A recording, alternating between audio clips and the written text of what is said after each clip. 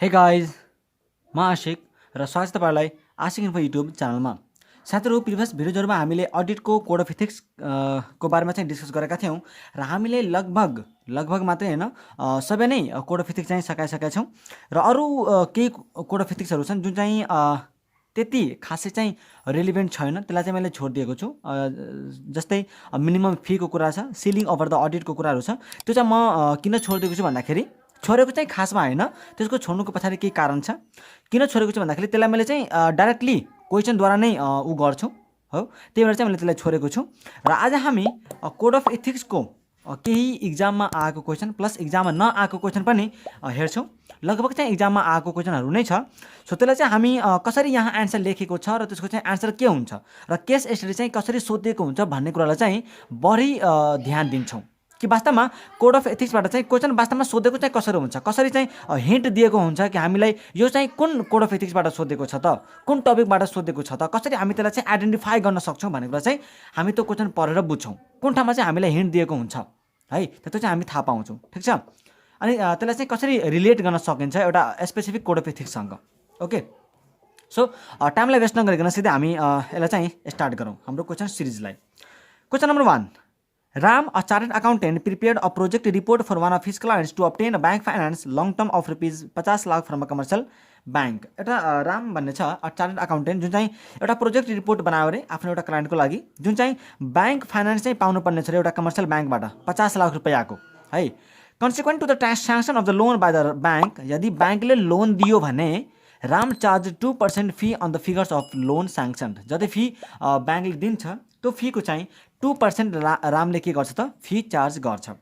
अब यहाँ कुरा के छ भन्दाखेरि यदि तपाईँलाई ध्यान छ भने हामीले एउटा पढाएको थियौँ, यहाँ तपाईँलाई याद छ होला, जब हामी सेक्सन 34 पढाएको थियौँ त्यहाँ चाहिँ हामीले पढाएको थियौँ members holding certificate of practice shall not base their remuneration as a percentage on the profit or any on the other uncertain रिजल्ट्सहरू हामीले यो पढाएको थियौँ होइन। Profit or any other uncertain result हो, ठ्याक्कै त्यसलाई नै हामी रिलेट गरेर चाहिँ लेख्न सक्छौँ। किन यहाँ के गर्छ भन्दाखेरि जब ब्याङ्कले चाहिँ लोन दिन्छ तब उसले चाहिँ 2% चार्ज गर्छ भनेपछि एउटा अनसर्टेन इभेन्टमा चाहिँ उसले आफ्नो रिमुनेसनलाई के गर्यो त बेस गर्यो। सो त्यो कुरा चाहिँ उसले यहाँ लेखेछ है, त्यो कुरा चाहिँ यहाँ उसले लेखेको छ। अनि यस्तोले के हुन्छ भन्दाखेरि सेल्फ इन्ट्रेस्ट थ्रेड चाहिँ क्रिएट गर्छ अरे है। यस्तो खालको चाहिँ एक्टिभिटिजले सेल्फ इन्ट्रेस्ट थ्रेड के गर्छ क्रिएट गर्छ। त्यही भएर चाहिँ राम यस्तो अप्रोचमा के छ त गलत छ है। सो यसले चाहिँ कोड अफ इथिक्सलाई भायोलेट गरेको मानिन्छ। Question number 2, Goma limited, a leading trading business in electronic goods, has appointed CA Ranaji Oza, a statutory auditor with 1.5 lakh audit fees. Besides, the company has offered 5 latest model iPhones costing rupees 1.5 lakh to his family member as a gift. अब गिफ्टहरूकै कुरा गरिदिएपछि त यतिकै hint पाइहाल्यो कि यो चाहिँ question gift and हस्पिटालिटीबाट question सोधिएको छ भन्ने कुरा हो। हिन्ट पाएको पाइएन त यहाँ के छ, गमा लिमिटेड जुन चाहिँ इलेक्ट्रोनिक गुड्स सप्लाई गर्छ के अरे ट्रेडिङ बिजनेस गर्छ, त्यसले चाहिँ सीए राणाजी ओझालाई अडिटरको रूपमा एपोइन्ट गरेछ 1.5 लाख रुपियाँमा। अनि कम्पनीले चाहिँ 5 लेटेस्ट मोडल आइफोन चाहिँ दिएको छ अरे गिफ्टको रूपमा 1.5 लाखको, कसलाई त अडिटरलाई। अब यसको कारणले हामी त पढाएको थियौँ, हामी त के पढाएको थियौँ गिफ्ट एन्ड हस्पिटालिटीमा कि कुनै पनि पब्लिक प्र्याक्टिसमा भएको प्रोफेसनल अकाउन्टेन्टले गिफ्ट र हस्पिटालिटी चाहिँ एक्सेप्ट गर्नु भएन है। किन, यसले चाहिँ के गर्न सक्छ त अनड्यू मतलब थ्रेड चाहिँ क्रिएट गर्न सक्छ। यसले के गर्न सक्छ, थ्रेड चाहिँ क्रिएट गर्न सक्छ। त्यही भएर यसले अडिटरलाई फन्डामेन्टल प्रिन्सिपलसँग कम्प्लाई गर्न दिँदैन। त्यही भएर चाहिँ कुनै पनि प्रकारको गिफ्ट र हस्पिटालिटी क्लाइन्टबाट चाहिँ एक्सेप्ट गर्नु हुँदैन है। र अब यो केसमा यो के अरे केस स्टडीमा तपाईँले हेर्नुहुन्छ भने यहाँ के छ भन्दाखेरि कि एउटा सिग्निफिकेन्ट भ्यालुको चाहिँ अडिटरलाई गिफ्ट गरिएको छ भन्ने यहाँ हामी के बुझ्न सक्छौँ कि पक्कै पनि अडिटरबाट कुनै होइन अडिटरको डिसिजन मेकिङलाई चाहिँ इन्फ्लुएन्स गर्ने इन्टेन्सन छ क्लाइन्टको होइन र। किनकि हामीले त पढाएको थियौँ नि कि थ्रेडको चाहिँ कति थ्रेडको एक्जिस्टेन्स र सिग्निफिकेन्स चाहिँ के कुरामा डिपेन्ड हुन्छ त त्यसको इन्टेन्ट होइन, त्यसको चाहिँ इन्टेन्ट के छ, त्यसको भ्यालु के छ होइन, त त्यो कुराहरूमा चाहिँ डिपेन्ड गर्छ है। यस्तोमा के हुन्छ, सेल्फ इन्ट्रेस्ट थ्रेड क्रिएट हुन्छ, फ्यामिलियरिटी थ्रेड क्रिएट हुन्छ, इन्टिमिडेसन थ्रेड पनि क्रिएट हुन्छ है। त्यही भएर यस्तो केसमा चाहिँ अडिटरले हेर्नु पर्यो कि मेरो चाहिँ कुनै पनि प्रकारको थ्रेड त छैन। यदि थ्रेड छ भने त्यसलाई चाहिँ मैले कसरी इलिमिनेट गर्न सक्छु अथवा त्यसलाई चाहिँ कसरी एक्सेप्टेबल लेभलसम्म रिड्युस गर्न सक्छु त्यो चाहिँ हेर्नु पर्यो। र यदि त्यो थ्रेड चाहिँ इलिमिनेट हुन सकिरहेको छैन भने है, एक्सेप्टेबल लेभलसम्म चाहिँ इलिमिनेट गर्न अथवा रिड्युस गर्न सकिरहेको छैन भने त्यो गिफ्टलाई चाहिँ के गर्नु पर्दैन त, एक्सेप्ट गर्नु पर्दैन है। त यो चाहिँ तपाईँले आन्सर यसमा यस्तो क्वेसनहरूमा चाहिँ लेख्नुहुन्छ है। त यहाँ चाहिँ अब मोबाइलहरूको कुरा गऱ्यो, अर्को पनि केही कुरा गऱ्यो भने तपाईँले यही प्रकारले चाहिँ आन्सर लेख्नु होला। मेनली तपाईँ यहाँदेखि लिएर यहाँसम्मको कन्टेन्टलाई चाहिँ फोकस गर्नु होला है। मैले यहाँ लेखिदिइरहेको छु फोकस है, यो लाइनलाई चाहिँ तपाईँले धेरै फोकस गर्नु होला किनकि लेख्नुपर्ने भित्रको कन्टेन्ट चाहिँ मेन यही हो। Okay, question number 3। Question number 3 मा के छ, Richak and associates a chartered accountant firm was appointed as an auditor of a company and on 15th Ashwin 2069 for the 68 and 69 where Ramlal, one of the partners of the audit firm, was holding 5% shares of the company since 2065. But Ramlal sold all his shares of the company on 30th Ashwin 2069. It was further noted that the audit report was signed by another partner of the firm on 15th Fagun 2069 only. हैन, यो चाहिँ 2013 जुनमा क्वेसनमा सोधेको छ। यो चाहिँ company एक्टमा आधारित question छ। अब यहाँ तपाईँले हेर्नुहुन्छ भने हामीले डिस्क्वालिफिकेसन अफ अडिटर 112 मा पढेका थियौँ कि कुनै पनि अडिटर हैन, कुनै पनि पर्सन जुन चाहिँ के अरे सेयर होल्डर जुन चाहिँ 1% अथवा त्योभन्दा बढी कम्पनीको पेड अफ क्यापिटलको 1% अथवा त्योभन्दा बढी होल्ड गरिरहेको छ भने त्यो चाहिँ अडिटरको रूपमा एपोइन्ट हुन पाउँदैन। अडिटरको लागि चाहिँ त्यो डिस्क्वालिफाई हुन्छ। यो त हामीले पढेका थियौँ है। त यहाँ तपाईँले हेर्नुहुन्छ भने एउटा पार्टनर रामलाल छ, त रामलालले 5% कम्पनीको सेयर होल्ड गरिरहेको छ भने त त्यो कम्पनीको अडिटर हुन त पाइएन, त्यो कम्पनीको अडिटर हुन त पाइएन। तर यहाँ चाहिँ कुरा के गरिदियो कि अडिट रिपोर्ट चाहिँ साइन भएको छ अरे 15 फागुनमा है। 15 फागुनमा चाहिँ के भएको छ त, ऊ भएको छ, अडिट रिपोर्ट साइन भएको छ। त रामलालले सबै सेयरहरू चाहिँ बेचिदिएको रहेछ 30th आश्विनमै, अनि साइन कहिले भएको छ त 15th फागुनमा। भनेपछि उसले चाहिँ अडिट गरे रहेछ है। ठिक छ, मैले माने कि 15th फागुनमा चाहिँ अडिट रिपोर्ट साइन भयो, तर 13th आश्विनसम्म 15th फागुनसम्म त ऊ अडिट गर्यो नि त, अडिट त गर्यो। भनेपछि यदि कुनै अडिटर यो कुरा चाहिँ एकदमै ध्यान दिनु होला, यदि कुनै अडिटर कम्पनीज एक्टको कन्ट्राभेन्सनमा अडिटको के अरे अडिटर एपोइन्ट भयो भने त्यो अडिटरले गरेको अडिट इनभ्यालिड मानिन्छ। यो त हामीले पढाएको छ कि नै। जब मैले सेक्सन 110 देखि लिएर 119 सम्मको जुन सेक्सन पढाएको छु तपाईँले हेर्नु होला, मेरो भिडियो छ त्यहाँ हैन। 4-5 लगभग 10 दिन पहिला चाहिँ अपलोड मैले गरेको थिएँ। त्यो भिडियोमा मैले भनेको थिएँ कि कुनै पनि अडिटर यदि कम्पनी एक्टको प्रोभिजनको कन्ट्राभेन्सनमा अपोइन्ट भएको छ भने त्यो अडिटरले गरेको अडिट इनभ्यालिड हुन्छ है। त भलै त्यसले चाहिँ साइन 15th फागुनमा गर्यो, तर त्यसले त अडिट त गरेछ नि हैन, त्यो त डिस्क्वालिफाइड अडिटर हो। त डिस्क्वालिफाइड अडिटरले गरेको अडिट चाहिँ के हुन्छ त, इनभ्यालिड मानिने गरिन्छ हो। यो चाहिँ तपाईँले लेख्नु होला। Question number 4।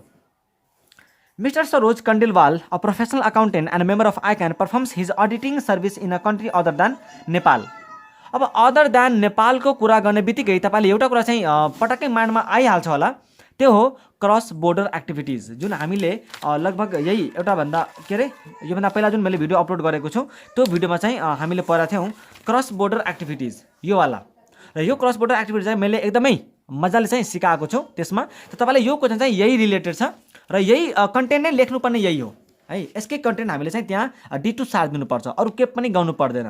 किनकि त्यो चाहिँ के हो त, क्रस बोर्डर एक्टिभिटिजकै क्वेसन हो। यो चाहिँ पुरै कन्टेन्ट सार्नै पर्छ अनि थोरै चाहिँ लिङ्क गरिदिनुपर्छ कि यस्तो चाहिँ भइरहेछ, त्यही भएर चाहिँ यो प्रोभिजनलाई उसले पालना गर्नु पर्यो भनेर चाहिँ हामीले भनिदिनुपर्छ। त्यति हो, अरू के पनि भन्नु पर्दैन। तर यो पुरै चाहिँ कन्टेन्ट हामीले भन्नुपर्छ है। त तपाईँले यसको आन्सर हेर्नुहुन्छ भने ठ्याक्कै तपाईँलाई चाहिँ त्यही कुरा यहाँ पाउनुहुन्छ है। सेम कुरा चाहिँ सार दिएको छ अनि यहाँ आन्सर पनि त्यही कुरा सेम D2 लेखेछ।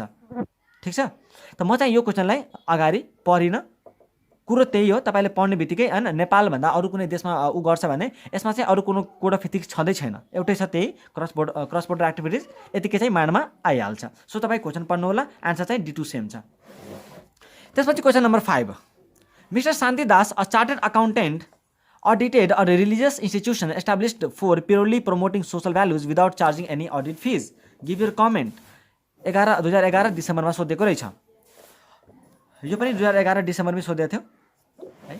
अब यहाँ के छ भन्दाखेरि हामीले एउटा चाहिँ योभन्दा पहिला जुन मैले भिडियो अपलोड गरेको छु त्यसमा एउटा फ्री अडिट भनेर पढाएको थियौँ कि कुनै पनि अडिटरले चाहिँ मिनिमम फी तोक्नै पर्छ अरे। कुनै पनि अडिटरले मिनिमम फी तोक्नै पर्छ। तर त्यसले चाहिँ त्यस्तो इन्स्टिट्युसनको चाहिँ गरिरहेछ, अडिट गरिरहेछ जुन इन्स्टिट्युसन प्योरली च्यारिटेबल अथवा सोसल पर्पजको लागि एस्टाब्लिस भएको छ भने त्यस्तो केसमा चाहिँ उसले पैसा नलिकन, फी नलिकन पनि अडिट गर्न सक्छ र त्यसलाई कोड अफ एथिक्सको भायोलेसन नगरेको मानिन्छ। यो चाहिँ हामीले फ्री अडिटमा पढाएका थियौँ यो कन्टेन्ट। तपाईँले त्यही कन्टेन्टलाई चाहिँ यहाँ लिङ्क गरेर भन्नु होला है, कि मतलब कुनै पनि अडिटरले मिनिमम फी चाहिँ तोक्नै पर्छ, मिनिमम फी भन्दा चाहिँ कम फी लिनु पर्दैन। तर कुनै पनि इन्स्टिट्युसनको चाहिँ अडिट गर्ने बेलामा जुन इन्स्टिट्युसन प्योरली सोसल अथवा च्यारिटेबल पर्पजको लागि एस्टाब्लिस भएको छ त्यति बेलामा चाहिँ उसले यदि फी नलिकन अडिट गर्दा पनि त्यो कोड अफ इथिक्सको भायोलेसन गरेको मानिने छैन है, ठिक छ।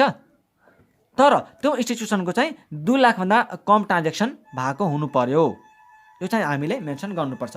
Question number 6, Mr. A, chartered accountant, gave 50% of audit fees received by him to the person who was not a chartered accountant under the classification of the office allowance, and such an arrangement continued for the number of years. 2009 डिसेम्बरमा यो question सोधिएको छ। त हामीले पढिसकेका छौँ नि, यो त हामीले भन्नै पर्दैन। यो के भन्छ, गिभ 50% अफ अडिट फिज। त यो चाहिँ हामीले section 34 Nepal chartered accountant act 1997 को सेक्सन 34 मा हामीले पढाएको थियौँ कि कुनै पनि चार्टर्ड अकाउन्टेन्टले, कुनै पनि प्रोफेसनल अकाउन्टेन्टले आफ्नो अडिट फीलाई कसैलाई पनि बाँड्नु पर्दैन, कुनै पनि पर्सनलाई बाँड्नु पर्दैन other than member of ICAN, आइक्यानको मेम्बर बाहेक अरू कुनै पनि मान्छेलाई चाहिँ आफ्नो अडिट फीलाई उसले बाँड्न पाउँदैन। यो कुरा चाहिँ हामीले पढाएको थियौँ। यहाँ चाहिँ सेम कुरा लेख्यो होला, हेर्नु होला हैन। Mister A, a chartered accountant had shared his profit with a non CA हैन, किनकि यहाँ चाहिँ नन सीएसँग बाँडेछ। त हामीले त पढाएको छौँ मेम्बर बाहेक चाहिँ अरू कसैलाई पनि बाँड्न पाउँदैन। तर यहाँ त के हो, नट अ चार्टर्ड अकाउन्टेन्ट, त आइक्यानको मेम्बर छैन तर उसँग बाँडेको छ भने यसलाई चाहिँ हामी के भन्न सक्छौँ त, यसलाई हामी के भन्न सक्छौँ, प्रोफेसनल मिसकन्डक्ट भन्न सक्छौँ। यो चाहिँ कोड अफ एथिक्सको भायोलेसन गरेको मानिन सक्छौँ र यसलाई चाहिँ के अरे प्रोफेसनल मिसकन्डक्ट भन्न सकिन्छ र यो चाहिँ त्यही अनुसारले पनिसमेन्ट पाउँछ है। त तपाईँले यो पढ्ने बित्तिकै चाहिँ तपाईँलाई यो कन्टेन्ट चाहिँ मनमा आउनुपर्ने हो है त। यो जुन हामीले सेक्सन 34 मा पढाएको थियौँ है, यो कन्टेन्ट चाहिँ तपाईँलाई मनमा आउनै पर्ने हो। यो जुन हामीले कन्टेन्ट पढाएको थियौँ, यहाँ हेर्नुहोस् त, one shall not share or distribute as profit the auditing fees or remuneration with any person other than a member of the institute, and shall not pay any commission, brokerage etc out of the professional fees only to any person or member। यो चाहिँ पहिला तपाईँले content लेख्नु होला अनि बल्ल केसको सन्दर्भमा चाहिँ यो केसमा यस्तो भएको छ, त्यही भएर चाहिँ यसले प्रोफेसनल मिसकन्डक्ट गर्यो अनि यति सेक्सनको अनुसारले चाहिँ यसलाई पनिसमेन्ट लाग्छ भनिदिनु पर्ने हो, अरू के पनि भन्नु चाहिँ पर्दैन। सो यो क्वेसनहरू चाहिँ अडिटमा त सोधेकै छ, तर यो चाहिँ तपाईँलाई लमा पनि सोध्न सक्छ है यस्ता क्वेसनहरू, ठिक छ कि छैन।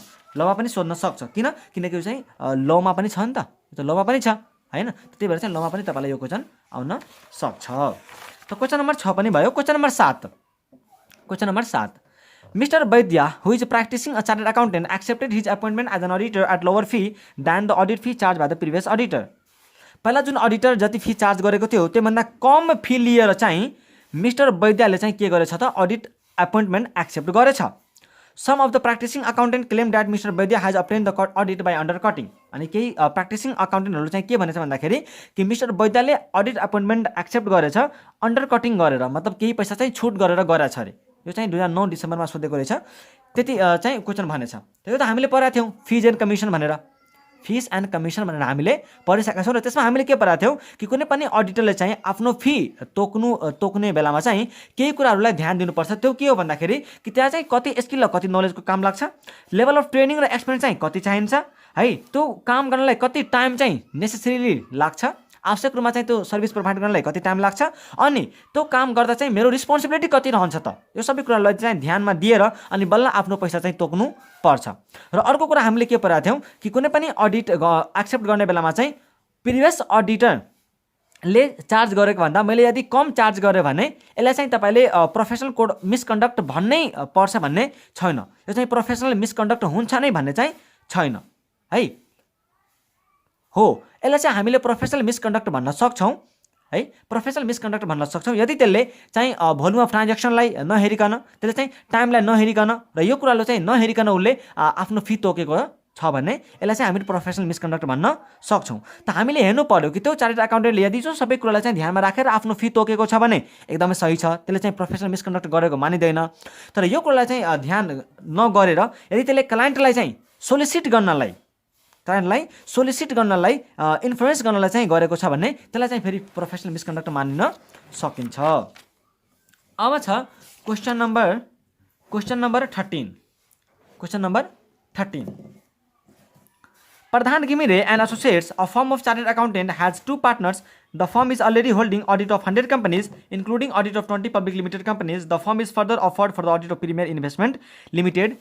कमेन्ट भनेको छ। यो धेरै इम्पोर्टेन्ट क्वेसन छ, धेरै नै इम्पोर्टेन्ट क्वेसन छ। यो क्वेसन चाहिँ धेरै नै इम्पोर्टेन्ट है त। यहाँ चाहिँ मैले के भन्न चाहन्छु भन्दाखेरि यो क्वेसनमा चाहिँ मैले के कुराहरू भन्नुपर्ने छ।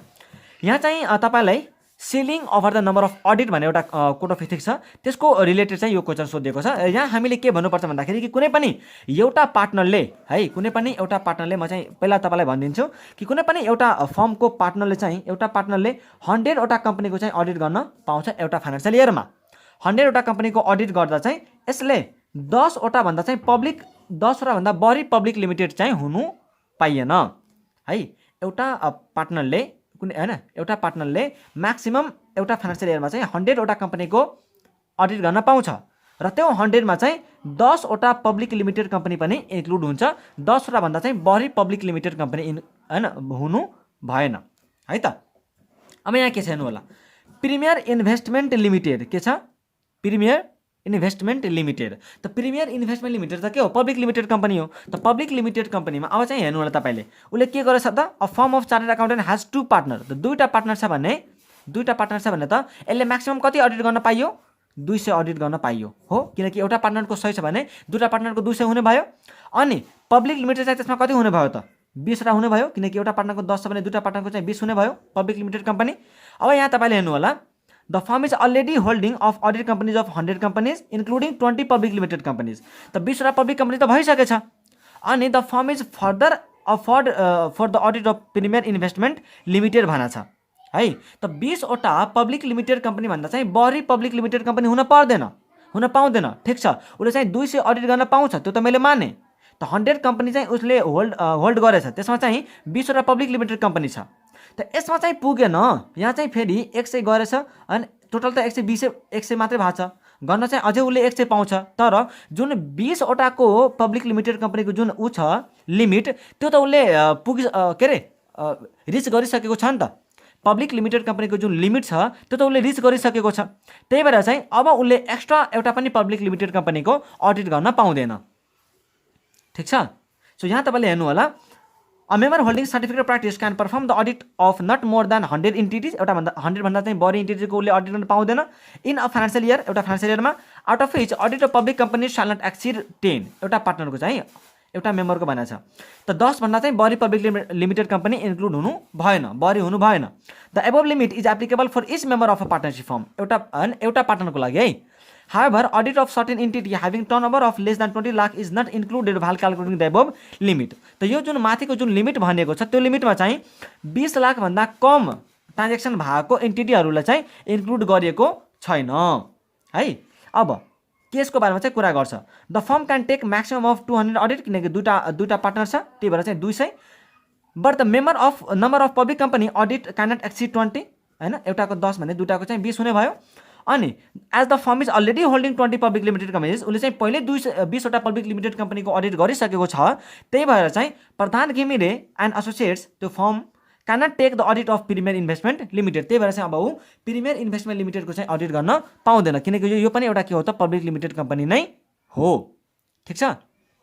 ओके, सो मलाई आशा छ कि तपाईँले चाहिँ एकदमै राम्रोसँग बुझ्नु भएको छ होला है। होप कि मैले चाहिँ तपाईँलाई हैन आफ्नो बेस्ट दिएर तपाईलाई चाहिँ राम्रोसँग बुझाउन कोसिस गरेँ है। यदि तपाईँले कुनै ठाउँमा बुझ्नु भएन, कुनै ठाउँमा तपाईँलाई क्वेसन छ अथवा तपाईँलाई केही कुरा चाहिँ नयाँ भिडियो कुन टपिकमा चाहिन्छ त्यो कुरा चाहिँ भन्नुपर्ने छ भने अथवा कुनै सजेसन दिनु छ भने तपाईँले कमेन्ट गरेर चाहिँ पक्कै पनि मलाई दिन सक्नुहुन्छ। र यदि तपाईँलाई भिडियो मन परेको छ भने प्लिज भिडियोलाई लाइक गर्नुहोला, च्यानललाई सब्सक्राइब गरेर नोटिफिकेसन बेललाई दबाउनु होला, भिडियोलाई सेयर चाहिँ पक्कै पनि गर्नुहोला र तपाईसँग चाहिँ मलाई बिदा दिनु होला। आजलाई हामी यति नै गर्छौँ। Thank you so much for watching this video. Take care, bye bye, and all the best for all the upcoming examinations.